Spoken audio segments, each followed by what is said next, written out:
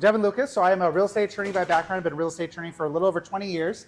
I'm also a real estate broker and a realtor. So I'm an agent here with Coldwell Banker. I'm not a Coldwell Banker attorney. I'm just an agent. So while I am an attorney, I'm not your attorney necessarily, which brings us back to our very important disclosure, which is obviously, like all legal things, we're going to do sort of a quick deep dive into some of these new laws. There's no possible way that we can give you expert legal advice or address every question. So a lot of the things that we're going to talk about here today are just to kind of have the knowledge, to be able to share with yourselves, with your clients, to be able to talk about it.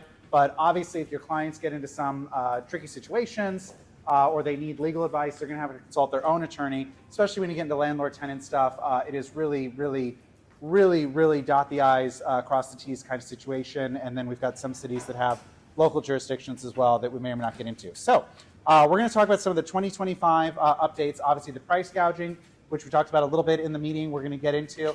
But then we're going to take a deep dive on some of these new for 2025 issues, which are obviously the screening fees. That's going to be by far the biggest game changer that there's been in a long time. And I think a lot of people don't realize this. It is already effective. It's been effective for the last several weeks. So as of January 1st, these new laws take effect. So we're going to talk about that. Some other lesser known options that we'll kind of get into, photos and enhanced security deposits. I know Debbie mentioned that at the last meeting.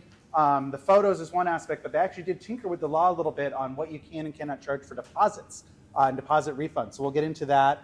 We've got some new laws on credit reporting. We've got some new things on what you cannot charge for. Some changes to the unlawful detainer process, which presumably none of you are involved in, but it's good to know and good to be able to tell your clients about, as well as some new rules for commercial, which is kind of interesting because commercial laws have always been different. Now they're going to start blending with some residential protections. We've got some changes into when you might need to change the locks. And then we were going to see if we can sneak in just some updates to the Tenant Protection Act, Costa Mesa rent control. Those aren't new for 2025. Those were new for 2024. We'll see if we can talk on those, but those are such a big deal that we might need to do a second workshop just on that. Okay, so why are we here? Well, we've got clients that are confused and angry. They call you a super agent. They expect you to have all the answers, be able to address every concern. But when in reality, sometimes we've got this situation where you might be just as confused and scared as they are and not fully understand what's going on. California is a deep blue state. As we all know, I like to say that in California landlord-tenant, it is an absolute trap. All of the landlord-tenant laws, in case you haven't already figured it out, they run in favor of the tenant. They do not run in favor of the landlord, with some very limited exceptions. And these laws, like I said, are very dot the I's across the T's. You really have to pay attention, otherwise you're going to get yourself into trouble in California. And why is that? Because obviously we're a very deep blue state. We're very consumer friendly, consumer focused. Whatever your political views are, it's kind of irrelevant. It's just a fact that California is very much geared towards the tenant protections. And you need to know that, and your landlords need to know that, especially when we talk about some compliance with these new laws. So what we're going to do here today is hopefully make it so that you understand these new laws, that you feel comfortable, confident talking about them. You can kind of point your clients in the right direction. But as we said, if they ultimately need some advice, they might need to contact an attorney. So one of the first ones we have that we talked about a little bit is the price gouging. So we talked about this in the big meeting. We're going to get into it a little bit more. Obviously, it's a big deal right now because of all the fires. These price gouging laws are not new. There's nothing new for 2025 about them. We actually had them during COVID when we had declared states of emergencies. We've had them for other fires when we've had declared states of emergencies. Local ordinances can declare states of emergencies. Cities can declare states of emergencies. So it's getting a lot of publicity right now because of Los Angeles, but this is not new. And it's going to happen again, right? There's going to be another fire. There's going to be a flood. There's going to be an earthquake. There's going to be something that's going to trigger, a continuing discussion on this. So why is it getting a lot of attention right now? Well, obviously these fires are a big deal, right? Potentially the biggest economic calamity or insurance calamity of all time. And there's been a lot of talk about what didn't happen. There's been a lot of blame being put around. And so, of course, the politicians, they want to have a press conference. And who can we blame? I know, let's go after the big evil fat cat landlords, right? It's a nice low-hanging fruit. Like I said, this 10% rule that we're going to talk about applies to everything. It applies to eggs, to milk, to anything like that. But obviously, it's getting a lot of attention, especially in our world, when it comes to landlord-tenant. And I think that's because we're sometimes the low-hanging fruit, because not only do we have the big evil landlords, but we have the big greedy realtors that everyone loves to hate, and we're an easy target. So we need to be extra careful. So what does the actual law say? So we're dealing with a penal code here, which is very rare, because in real estate, we're usually talking about the civil code. maybe some health and safety codes, things like that. Very rarely in real estate are we talking about the penal code, because this is an actual crime. You could literally go to jail. Is anyone going to go to jail over this? Maybe. They're going to make some examples of people that we're going to talk about in a second. But this is an actual criminal code, the penal code. So all of you, when you go home, you can get out section 396 and look through it with an index card and kind of really figure out how this applies. We'll get into some of it right now. But it basically is pretty simple. It says that anytime there's a declared state of emergency, which is the DSOE, you might hear that talked about, the state of emergency is just declared on a certain day, right? So different laws then have different timelines that they last for. So when we're talking about housing and our rentals, it's 30 days after the declared state of emergency. So I actually don't know the dates, to be honest, but let's say the governor declared a state of emergency today. Obviously, these laws are going to be in effect for 30 days from now. And the governor can keep extending those laws, right? He can declare it, he can renew it, he can do whatever he wants. And then the county can do it too, right? The LA County Board of Supervisors might get together and say, well, you know what, the statewide emergency is over, but we still have an LA emergency. So, it can be the local or the county or the state level. It can be federal too, right? If the president declares a state of emergency, it's the same rule applies. So when we're talking about housing, it's 30 days from the actual date. And it's basically saying that we cannot increase prices more than 10% of the fair market value. Now, the fair market value is what we're going to get into. We already had a couple questions about that. And we're going to talk about how the HUD numbers come into play or versus what numbers we may have already had. So this is the section that applies to housing. I don't expect you all to be able to read this. This is just right out of the Penal Code 396E. Again, so it talks about a period of 30 days or more or extended by the applicable authority, unlawful to charge more than 10%. It shall not be a defense to charge more based on the length of the rental term or inclusions of goods or services. So you might want to say like, oh, well, I'm charging a premium for a 3-month rent. No, it doesn't work. I'm charging a premium because we're including a gardener and a housekeeper. No, it doesn't work. The law is very clear that this 10% is very fixed. There is a slight exception for a furnished unit that we'll talk about in just a second. So what is housing? So housing, we're obviously talking about rentals. It is true, a lot of people have said, well, does this apply to for sale housing? No, it really doesn't. These ordinances are really talking about housing, and then the law itself goes on to define housing, which luckily for any of you trying to sell a house, we're really talking about the initial leases, right? Leases, so rentals. Now, someone already pointed out one of the loopholes that people might be going with. When you look at the penal code, it defines housing as the lease of up to no more than 1 year, so the 12 months. So people have already sort of figured out, and I understand that Coldwell Banker Legal and some other attorneys have kind of cracked this code and realized that, okay, well, wait a minute. So if we offer a 13 or a 14th month lease, that might not qualify for this. So you heard Mark say earlier, don't do a 13-month lease. Don't try to get cute. Don't try to skirt the envelope. But if you're genuinely doing a 2-year lease or a 3-year lease or something like that, you should be fine because the law does pretty clearly say it's limiting it to a 1-year lease. So that's certainly one of the workarounds if someone absolutely needs to rent right now. Obviously, you don't want to gouge people. No one's taking advantage of the situation. But if you just genuinely are charging more than these numbers we'll talk about, this might be a good way to talk about that. We talked about furniture. So there is built in here, it will allow you to increase that price by 5%. If it previously was unfurnished and now you're going to furnish it, well, you can charge 5%. That may not be enough to make it worthwhile to furnish a unit, depending on your numbers, but that is the leeway that they'll give you for the furnished unit. Now, if it was already furnished, you're stuck. You can't adjust it. You're going to be stuck to that 10%. But if it was unfurnished and now you're going to make it furnished, you can get that extra 5%. Okay, so this is where the rubber's going to meet the road. So how do we figure out the amount that we can actually charge? So there's 3 ways to do it. And the first 2 are pretty easy. So let's run through those real quick. So I gave the example, obviously, if it's been marketed for lease, if we had it on Zillow, on the MLS, on Craigslist, wherever you're putting your leases, if we had it for rent like in December, that's the number. You're stuck with it. There's a paper trail. Long before these emergencies, there's plenty of groups out there that shame landlords. I know sometimes on nextdoor.com, I see a bunch of people complaining about the price of housing. I live in Eastside Costa Mesa. There's a Facebook group, Costa Mesa Buzz, and whenever a realtor puts a new property online there, there's about 800 comments about, oh my gosh, that's ridiculous. How dare they charge so much, these evil landlords. Now there's groups that are literally taking screenshots of before and afters. So if you had something on the market in December and you're now raising the rent, you are the low-hanging fruit, and you are going to get caught because people will report you, that we'll talk about in a second. So obviously, if you had it available for rent, that's the easy answer. If it was not available for rent, but you actually have it for rent right now, then you're going to be stuck with that number. So easy example, you have a property rented right now, and right now it's renting for $5,000 a month. The lease ends next month or March or whenever it is. That's the number that we're going to use now to calculate this 10% issue. So I've got it leased for $5,000, that's it. Now, that's less publicly available information, but there's obviously still a paper trail there, right? So if you get in trouble, your previous tenant turns you in, or someone gets a hold of the lease, or you get subpoenaed or something like that, there's obviously a paper trail there that's going to have the information.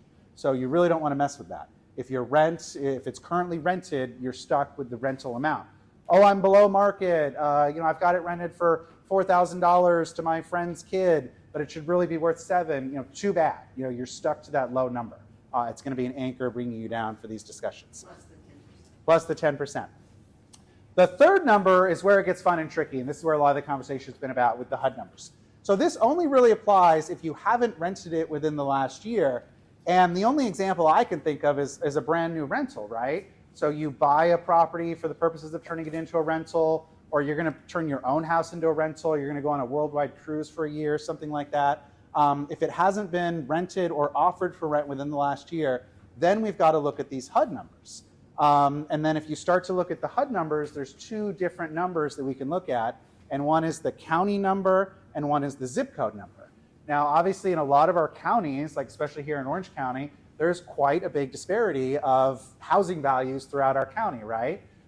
We've got things in Santa Ana and elsewhere. We've got things in Newport Costa and Laguna Beach that are, pretty much as wide as the spectrum gets. I don't know if there's a county that has more of a swing than Orange County. So we look at the county-wide numbers that we'll talk about in a second, and that might not be a good number for you or your landlord, depending on where you're located. So then we've got, or HUD comes up with these, what they call small area fair market rent zones.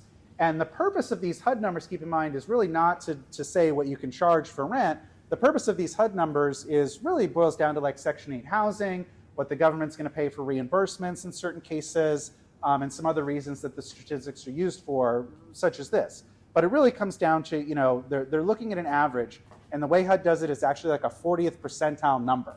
So the numbers that we're going to see here in a second, and here we can see the Orange County numbers, this is not the average. This is basically some gigantic 3 pages worth of data that you can get explanation on HUD's website. I'll tell you, it's HUD's website. So slides going to be available to us? No, but I might be able to send them to you. But there is a handout that I'll talk about in a second where you can get all this data. So the HUD numbers come directly from the HUD website. They go into a big explanation of where they get the numbers, how they come up with the data, and it's the 40th percentile they're looking at. So in Orange County, which they define as the Santa Ana, Anaheim, Irvine metro area, a 3-bedroom unit for 2025 is $3,927. So that's a pretty low number. Now you can charge 160% of that, but that number might not be enough. Now you break it down by zip code, and I don't expect you to see any of these. I'll give you an example in a second. But then the zip codes have their own numbers, right? So it's kind of that same chronology. We're talking about efficiency, which is like a studio, a 1-bedroom, 2-bedroom, 3-bedroom, 4-bedroom. So then when you break it down by zip code, it does the same thing, right? Efficiency, 1, 2, 3, 4-bedroom. So if we look at these numbers, if any of you can see this far, the highest number on here is zip code 92625. So Corona Del Mar, right? Corona Del Mar is the highest zip code that I could find. That's got all the way up to $7,000 for the 4-bedroom. We look on this chart, some of these go well below the county average into the low 4,000s, but not too much. I'm sure if we looked up some other zip codes, we would find some different numbers. Let me give you an example that hopefully you can read. So we've got a real world example here. So we're going to look at the numbers for a 3-bedroom unit in Eastside Costa Mesa, as well as a 3-bedroom unit in Corona Del Mar. Now, Eastside Costa Mesa, where I live and we own a couple rental properties, it's in the 92627 zip code. Very interesting fact about 92627 zip code, it's both Westside Costa Mesa and Eastside Costa Mesa in the same zip code. So in the same zip code, we have the two, frankly, opposite ends of the rental value spectrum in Costa Mesa. So this number in and of itself is a real kind of blended annoyance.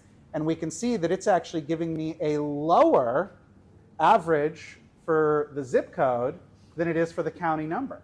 So if I'm going to rent my Eastside Costa Mesa property, I'm going to actually want to look at this county number, which is the 3,927, versus the zip code number, which is 3,700.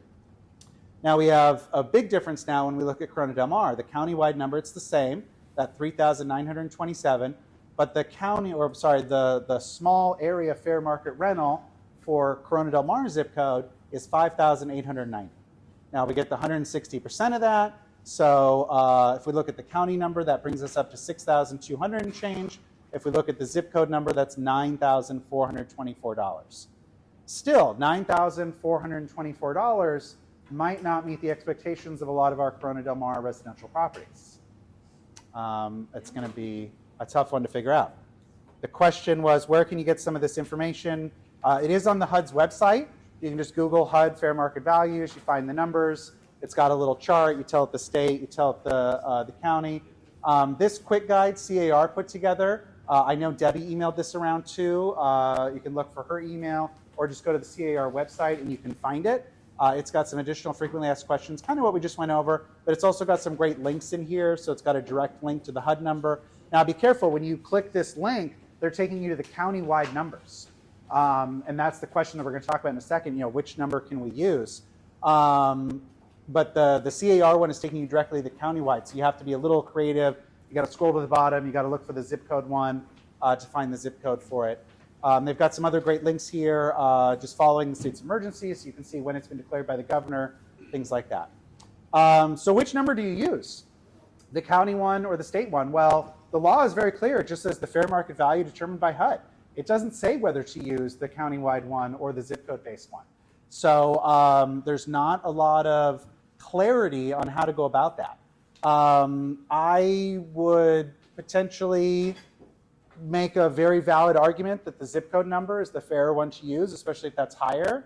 Again, the genesis of that data is what the government wants to pay for rent when it's talking about like vouchers or Section 8 or something like that. So if the government is wanting to pay a higher number in certain zip codes, I think it logically is fair then to assume that landlords can charge a higher number in zip codes. But that is not something that yet has been sort of fully fleshed out. If you use that zip code and your client gets in trouble, this meeting never happened and we don't know why they came up with that. Very importantly, for the realtors out there, especially Coldwell Banker does not want you doing this math for your clients. I know that's tricky because obviously the clients look to us for what can I charge for rent, what should I charge for rent, what's the fair market value. But especially right now with this going on, they really don't want you involved in that. So I know the broker of record has kind of said, hey, we want to provide the data, provide your clients with these links, let them know, what the numbers are. But if you're in that, which I think will be a little rare of a situation where you are having to look at the HUD numbers because you haven't leased something in the past year or it's never been a rental property, be very, very, very, very, very cautious, and they don't want you necessarily picking in these numbers. As some of the questions that were asked earlier, well, what if the client says, I want to list it for 40 grand and you don't want to lose the listing over it? You're probably going to need to talk to Mark about that because the rules are going to get you as the agent in trouble. Just because the client may have done it, you're still the one putting it online, you're still the one whose name's attached to it, you're absolutely still going to get in trouble. So if you have a client that doesn't want to comply, they're very ornery, they're saying, hell no, screw this, or you as the agent are just like, I don't care, I'm going to do it anyway. Or we've got plenty of these off-market deals where, no one's going to be any of the wiser. We're just going to pay a bunch of money up front. We're never going to put it on the market. No one's going to know. You need to be really, really, really careful about that because the law is still very clear. Someone will report you, right? It's just like code enforcement getting in trouble with the city. So much of things that get reported, it's the nosy neighbor, it's the other realtor, it's the person who didn't get the property, who heard that you rented it to someone else for more. Someone's going to report you. The Attorney General has hotlines out there. They have phone numbers, websites, all kinds of things that they want you to call. And they're already starting to make examples. In this particular case, they're going after the low-hanging fruit. But on January 22nd, they did a big press release talking about how they've already filed criminal charges against an LA real estate agent In this particular case, they did have a listing prior to the state of emergency. They had these applications. The realtor called up the applicants and said, hey, just kidding, the rental price has increased 38%. The applicant said, no, you're crazy, I'm not going to pay that. Promptly reported them to the state attorney general. Someone found out about it, got on their radar, and they're one of the first of probably many examples that are going to be made. So this is an agent, Mike Kobayashi. I'm not shaming anyone publicly. This is publicly available information. It's not a Coldwell Banker agent. Don't worry, I did check. It is an independent broker up in Los Angeles. He now is facing a criminal complaint for essentially doing the price gouging. He's going to have to go to jail, he's going to have to go to court, and then he's going to be very, very upset about that. So it is a big deal. As we've kind of talked about, the over the year is one of the exceptions. If it's already been rented, you've got that number that probably exceeds the HUD value. But for those new people that have to look at the HUD number, it's going to be a little tricky. So that's what I have on the price gouging. I do want to take some questions and answers afterwards to make sure we have time, but are there any quick questions that people cannot wait? We'll just do a couple on the price gouging. Does VRBO rental rate count? Yes. So this applies to short terms as well. Okay. So same thing. If you had it published on Airbnb or Vrbo for $8,000 a week or whatever it was, that's your number that you're now stuck with. So yeah, absolutely applies for short-term rentals as well. What if you had something leased out 4 years ago, now you've sold it, and then the buyer wants to lease it out today, but the tenants moved out 4 months ago? Do you go? Well, if they moved out 4 months ago, so if there was a lease in place 4 months ago, you're going to use that rental amount. So if it was rented, Not go over 10% of that. exactly. Yeah, so if it was rented back in September or something and someone moved out, that's within the last year, so that number is the number you're going to go with. That's your baseline. Yeah, that's the baseline. But that was a number from 4 years prior to that. Well, in that It was not for what market value. The rent went up in the past 2 years. well, if it went out, it's going to be whatever the tenant was paying when the tenant left, right? So in that hypothetical, if the tenant lease ended in September, what were they paying in September? That's going to be your number. And if that was below market, like I said, you're renting to your, kid's friend or a family member or something. That's But her too bad. scenario is, right? Well, let's finish this question. Go ahead. Her scenario is off the table anymore.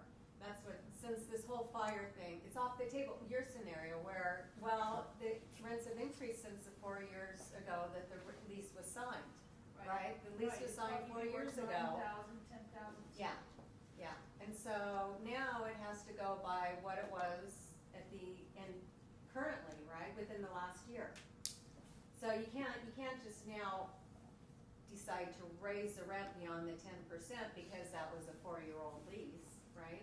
Well, I think maybe just to flesh that question out, if the lease was signed 4 years ago, that doesn't really matter. What matters is what was the rent when the person left, assuming they left in the last year.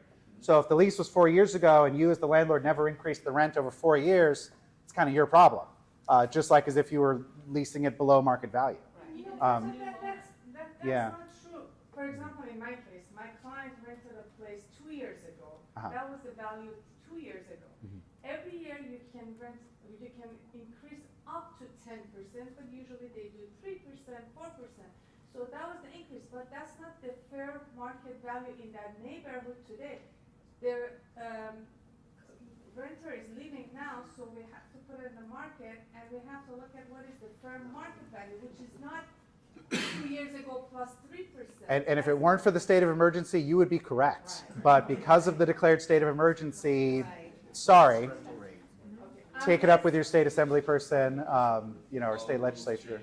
Okay. Yeah, Unless yeah. It is renting it for 2 years, again. Correct. Yeah. If you enter into a new lease for more than the year, then it's qualified. So. Can you use the HUD value if it's higher than the value that you were renting for 2 years ago? So that's an interesting question. So the way the question was, well, what if the HUD number's higher, right? And I want to use that. I've been renting to my kid for $500 a month, right? And the HUD says I can get $5,000.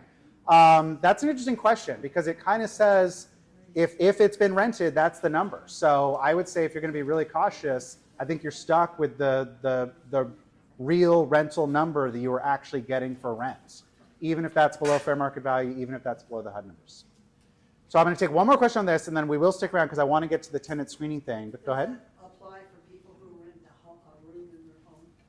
Yeah. That hasn't been. I haven't seen anything specific about room rentals, but I would assume it's the exact same case, right? So if you rent a room in the house, like you live in one room and you actually rent a room, I think you're absolutely going to be under these same laws. Yeah. Now that might get into a tricky area because the HUD numbers don't really talk about room rentals. So you might have to do a little digging deeper into that. I haven't. Maybe you go by the efficiency number. But that's a good question and kind of a good example. One of the many examples where you might get a little bit of tricky things. So You can't go by the comp, you have to go by the HUD. correct. Yeah, comps are out the window during the declared state of emergency. Wait for another month is going to be. Exactly. Yeah. So you got to wait till the emergency is over, or you got to go with that additional duration time frame.